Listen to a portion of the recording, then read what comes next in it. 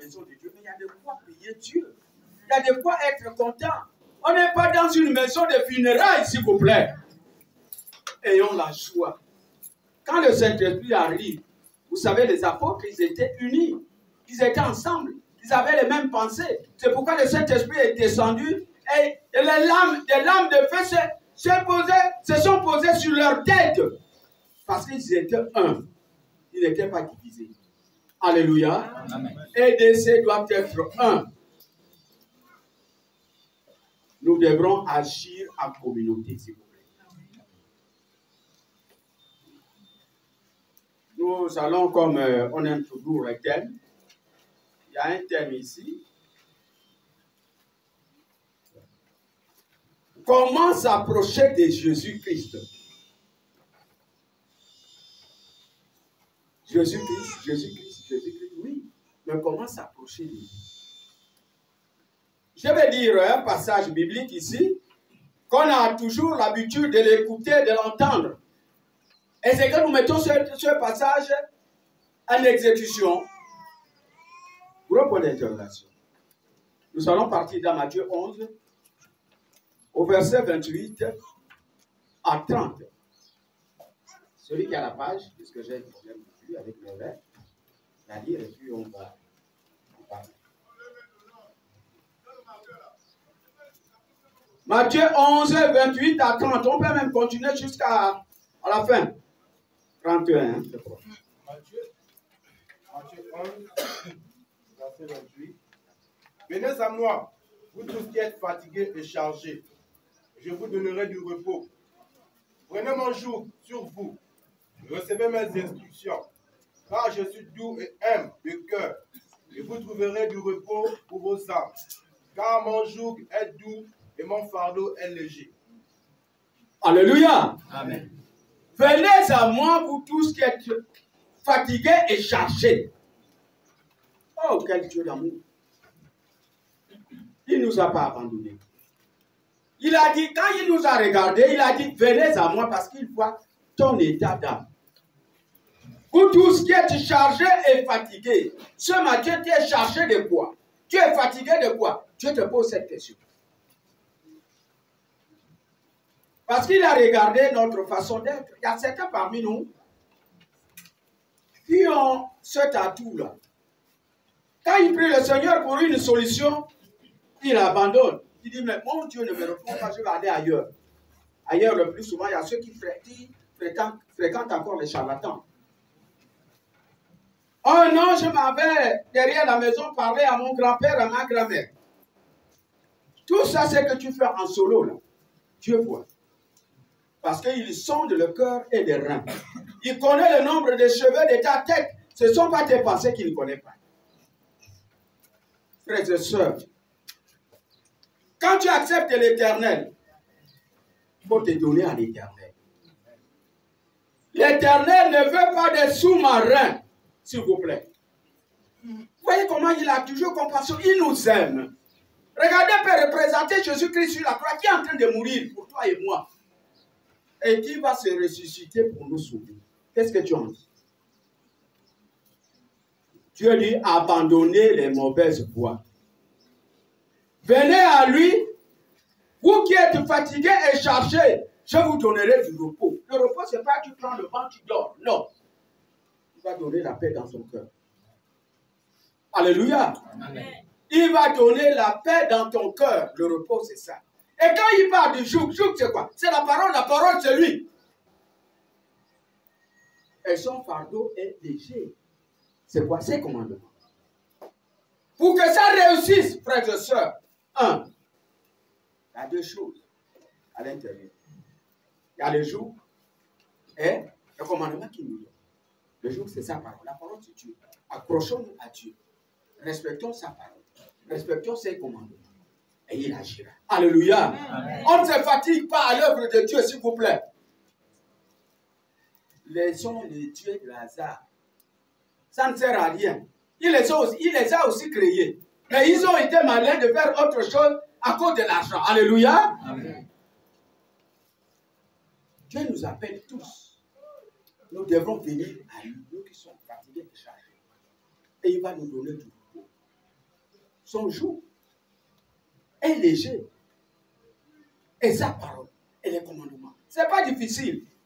Parce que je vous dis la signification de Dieu. Dieu, c'est quoi? C'est sa parole. Qui de nous tous ici assis a vu Jésus-Christ? Personne. Mais nous avons vu Jésus-Christ à travers sa parole. C'est pourquoi cette parole-là attire notre attention. N'allez pas ailleurs. Ne partez pas chercher ailleurs. Vous êtes fatigué de quoi? Je vais vous citer les fatigues. La maladie, des fois c'est une épreuve. Ok, tu acceptes Dieu. Il t'attribue une maladie. Pour voir ta force de prière, pour voir si tu ne te détournes pas ailleurs. Nous qui sommes à l'hôpital, oui, les gens viennent chez nous. On ne refuse pas. Parce que Dieu nous a donné ce don de soigner. Mais en priorité, c'est Dieu. En priorité, c'est Dieu. Tu es fatigué de quoi? Voilà, aujourd'hui, c'est la période fatidique que tout le monde crie dans les rues, la rentrée scolaire. Mais Dieu t'a donné ses enfants. Il sait comment subvenir à tes besoins pour ses enfants. Amen. Il faut aller où? Pour chercher de l'argent et payer les cahiers des enfants. Dieu n'aime pas ça. Alléluia. Amen. Si tu as des problèmes, confie-toi à l'Éternel, ton Dieu qui te connaît plus que toi-même. Qui te connaît plus que l'entourage là où tu pars. Dieu attire notre attention. Mais pour le connaître, il faut être quoi? Il faut être déterminant. Et prendre la décision. C'est important. Être décisif devant l'Éternel. Dis que Seigneur, je m'abandonne à toi. Voilà ma vie, je remets ma vie à toi. C'est pourquoi il nous appelle ce matin. Que venez, quels que soient vos problèmes, quelles que soient vos situations, je suis capable. Alléluia. C'est un Dieu capable. Rien n'est impossible à Dieu, s'il vous plaît. Parce que lui-même déclare dans lui qu'il est venu chercher et sauver ceux qui étaient perdus. Quels sont ceux qui étaient perdus? C'est toi et moi aujourd'hui. C'est toi et moi. Il sait pourquoi il t'a appelé. Il sait pourquoi il t'a appelé. Mais pourquoi tu te détournes de lui? Il m'a parlé en maintes fois. Depuis que j'ai eu la programmation de cette prêche ce matin, Dieu a insisté sur le même thème. Soyons sereins, soyons déterminants. Prenons une décision de suivre Dieu. Ce n'est pas facile, je sais. Et Jésus, pour lui, c'était facile. Nous parcourons la Bible. Pour Jésus, ce n'était pas facile. Et pourquoi pour toi, ça doit être facile? Parce que tu suis Jésus-Christ. Tu vas vivre les mêmes épreuves que Jésus-Christ. Mais ne soyez pas débranchés. S'il vous plaît, ne soyons pas débranchés. Ce n'est pas un être humain qui va résoudre ses problèmes. Si c'est un être de prière, il va t'aider dans la prière. Ce n'est pas un charlatan qui va résoudre ton problème. S'il vous plaît. Ce n'est pas un rosicrucien, je parle à haute voix, qui va résoudre ton problème. Dieu, c'est un autre Dieu. Et notre Dieu est jaloux. Oh, moi, je n'ai pas mangé, je vais me livrer. Non, c'est le corps de Christ. Nous devrons l'entretenir. Il faudrait que nous soyons beaux et belles pour Jésus-Christ. Alléluia. Jésus-Christ, quand il reviendra, il ne faudra pas qu'il te voie dans la souillure. Parce que tu es en difficulté. Mais la solution, c'est Jésus. La solution, c'est Jésus-Christ. On va lire le passage de deux personnages que j'ai admirés dans la Bible. Prenez Luc 8. Vous allez voir le témoignage de ces gens-là. Luc 8. Je vais donner le verset. 43 à 44. On a toujours l'habitude d'écouter ça. Luc 8, verset 43. Or, il y avait une femme atteinte d'une perte de sang depuis 12 ans et qui avait dépensé tout son bien pour les médecins sans aucun aide pur, sans qu'aucun ait pu la guérir. Elle s'approcha par derrière et toucha le bord du vêtement de Jésus. Au même instant, la paix de sang s'arrêta. Alléluia. On vous dit, la Bible déclare ici, il y avait une femme qui avait une perte de sang pendant 12 ans. 12 ans. Elle n'a pas trouvé la solution. Mais quand elle a écouté Jésus-Christ, elle a mis la foi en Jésus-Christ. Alléluia. Elle a dit, voilà ma solution est là. Mais toi, tu souffres depuis combien d'années? Et pourquoi ta souffrance perdure aujourd'hui? Pourquoi tu n'as pas la solution aujourd'hui? Tu es élève depuis combien de classes? Pourquoi tu es redoublant? On dit souvent, la Bible déclare que tu seras la tête et non la queue. Pourquoi aujourd'hui tu es la queue? Pourquoi aujourd'hui tu as des échecs dans ta vie? Pourquoi? Là, c'est une femme, 12 ans, des règles. Même nous, à l'hôpital, on n'a pas pu. Oh non, c'était réservé à Jésus-Christ. Alléluia! Amen. Dieu a un plan. Et c'est le grand médecin qu'elle a rencontré. Parce qu'elle a perdu beaucoup d'argent. Frères et sœurs, pourquoi nous sommes compliqués? Quelqu'un qui te donne cadeau, tu refuses, tu pars là où tu fais les dépenses. Pourquoi? 12 ans durant, la femme a tremblé avec ses règles. Et dans l'époque ancienne, quand tu es en règle, on t'isole. Tu ne restes pas avec les autres. Comme quand j'ai prié d'abord à la Pentecôte, ces femmes étaient remarquées. Quand vous arrivez au culte, vous voyez un banc dehors. Les femmes sont assises. C'est qu'elles sont indisposées. Alléluia! C'était encore le temps de l'Helvétique. Ils n'avaient pas encore connu le Nouveau Testament, Jésus-Christ. C'est ce que cette femme reflétait, éloignée.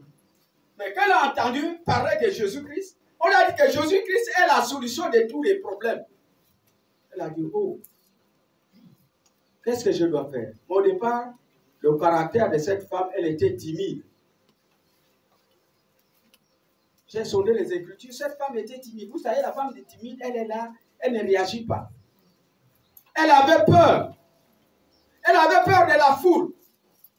Et quand elle est arrivée discrètement avec l'attachement de sa foi, avec la détermination, la décision, qu'est-ce qu'elle a eu? Elle a touché le corps de Jésus-Christ. Alléluia. Et c'est que ton problème, tu as touché le corps de Jésus-Christ qui est sa parole. Vous n'allez pas voir Jésus-Christ comme ça, mais c'est sa parole. Depuis que tu as ce problème-là, tu as touché Jésus-Christ par sa parole, Dieu nous pose cette question. Dieu ne parle pas en vain. Nous nous lamentons, nous gémissons. Pourtant, le problème est là. On s'accuse, on se déchire, on s'entrechoque même dans les familles. Tu es chrétien, tu es chrétienne. Maintenant, quel est ton témoignage dans ta famille? Alléluia. La femme s'est levée. Ça, c'est la femme timide. On va voir encore un autre passage. Elle s'est levée, elle a pris son courage. Elle dit non, j'ai trop souffert. Aujourd'hui, je vais quand même rencontrer Jésus-Christ. Mais vous savez, ce n'était pas facile. Il y avait la foule. La foule, là, ce sont les obstacles qui sont en toi. Les pensées qui sont en toi. Qui te disent, ne pars pas là-bas. Là-bas, tu auras quoi? Là-bas, c'est lent. Viens ici où c'est facile. C'est ce que les gens raisonnent au-dedans d'eux. Pourtant, la solution est là. Alléluia. Amen. Oui. Il y a les esprits d'empêchement qui résonnent en vous. Tu veux faire quelque chose.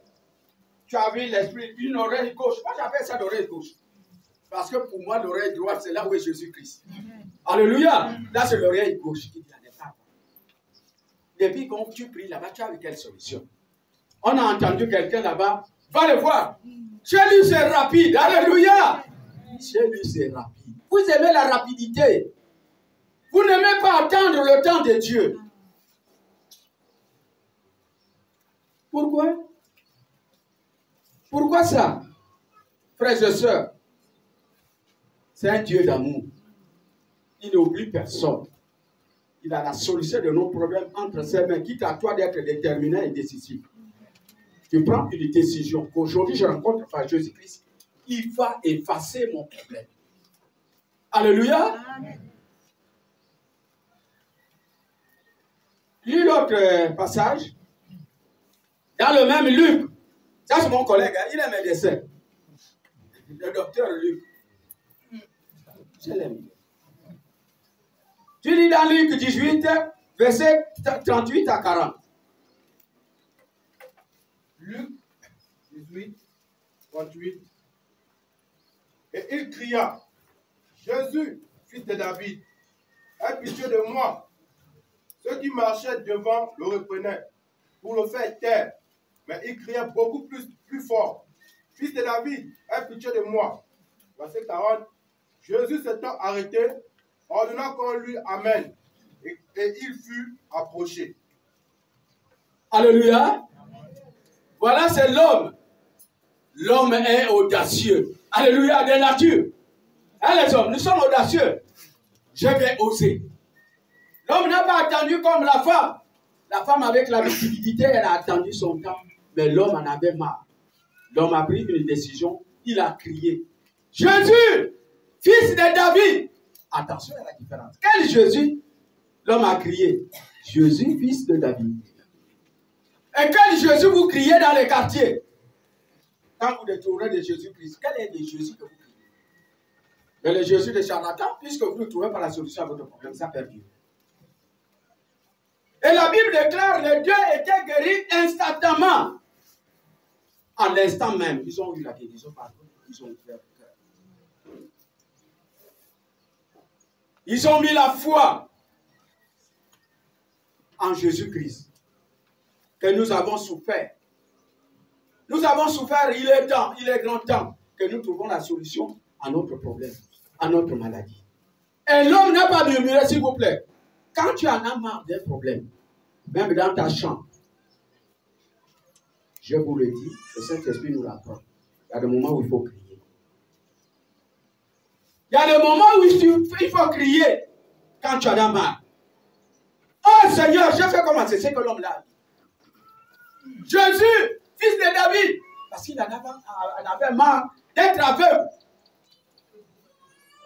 Il voulait se débarrasser, il voulait voir. Alléluia. Il y a des moments quand vous êtes en épreuve, demandez à Dieu que je vis ça pour toi. Qu'est-ce que tu veux me montrer? Le jour où le Seigneur m'a montré. Donc voilà ce type et cette femme-là. Ils ont quelque chose en commun. La chose qu'ils ont en commun, c'est quoi? C'est la détermination. Ils étaient déterminés et décisifs. Est-ce que vous êtes déterminés? Vous êtes déterminés à s'accrocher à Jésus-Christ avec ce monde qu'on nous présente. J'aime Ecclésiaste, hein, quand il dit que c'est vanité de vanité, tout est vanité. Alléluia. Amen. Attention mes frères et sœurs, notre destin est entre les mains de Dieu. La solution de nos problèmes se trouve entre les mains de Dieu. Il n'y a que Dieu qui nous connaît. Mais pour avoir cette solution, il faut être quoi? Il y a deux caractères différents. Je ne cesse de répéter ça. La détermination plus la décision. Et sans oublier la foi. La foi, on la puise où? Les gens disent, j'ai la foi, j'ai la foi. Quelle est la source de la foi? La foi, on la puise dans la parole de Dieu. Alléluia. Amen. Parce que les apôtres, les actes des apôtres parlent de la foi, même dans l'Ancien Testament. Élie avait prié, il n'a pas pu, il avait la foi. Joseph est parti en esclavage, c'est la foi. Quel que soit ce qu'on lui a présenté, il ne gagne pas. Il dit voilà, je te donne rien. Il dit non, je ne peux pas toucher à ça. Mais Dieu a mis son cœur. Alléluia. Comment Dieu voit nos cœurs, frères et sœurs? Quelle est l'attitude de notre cœur quand nous avons des problèmes? Surtout quand on est éprouvé. Oh. Quand j'ai trop d'urgence, une sœur arrive que je connais bien qui prie. Elle a mis le pain ici. Même les saints étaient dehors. Elle priait. Ah, papa, ça y est, l'enfant. Je dis, l'enfant fait quoi? L'enfant est en train de mourir. Je dis, là, tu confesses la mort de l'enfant déjà. Pourquoi tu sais que l'enfant est en train de mourir? Et c'est quand, avant de déplacer l'enfant pour venir à l'hôpital, tu as présenté cet enfant à Dieu. Non, non, je t'ai agité. C'est ce que Dieu ne veut pas. Premièrement, c'est Dieu. Même si l'enfant est en train de mourir, c'est Dieu. C'est ce que nous devrons faire, chrétiens. Nous sommes trop agités, on oublie Jésus-Christ quand il y a des épreuves. Pourquoi? Lui, il dit, venez à moi, vous tous qui êtes fatigués et chargés. Je vous donne le repos. Le repos, c'est la paix du cœur. Ça va arriver, mais Dieu a préparé ton cœur. Ça arrive, Dieu prépare ton cœur. Ne nous accusons pas. Ne nous accusons pas. C'est même nous qui faisons appel au diable. Lui, il passe son chemin, tu le prononces, il fait quoi? Il s'arrête. Donc, il y a quelqu'un qui il rentre. Et tu es étonné. Quelqu'un que tu n'aimes pas, tu vas prononcer son nom. Quand tu prononces Satan, c'est que tu aimes Satan. Vous êtes de la même équipe. Quelqu'un que nous devrons prononcer, c'est Jésus-Christ. Le fils de David, comme disait.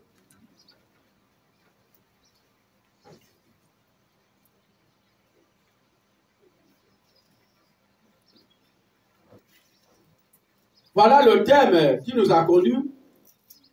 Comment s'approcher de Jésus? Il y a deux qualités.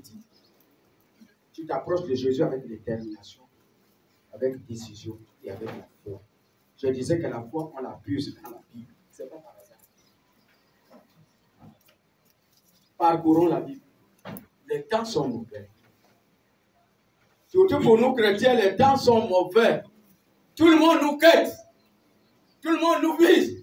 Surtout quand tu es fervent, là, ils vont toujours chercher quelque chose à faire éteindre ta foi. Non. Soyons toujours éclairés à lui. Frères et sœurs. Jésus est la seule personne qui puisse résoudre nos problèmes. Ce n'est pas des avocats que vous parlez. Non. Jésus est la seule personne. Chacun de nous a un destin devant l'Éternel. Mais comment avoir ton destin? Comment tu vas avoir ce que Dieu t'a réservé? Ce matin, le jour où on a chanté, je n'ai jamais chanté, mais Dieu, on a des miracles. Mais comment tu vas avoir des miracles de Dieu? Par comment? Bannis le chagrin de ton cœur.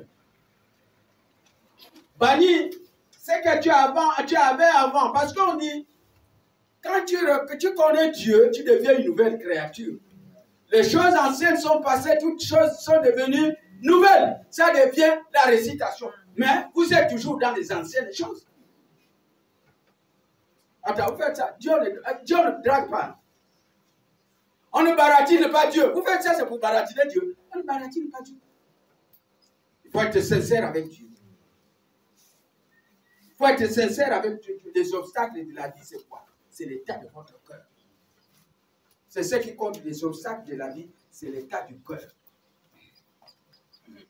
Parce qu'on dit souvent que c'est à l'abondance du cœur que la bouche parle.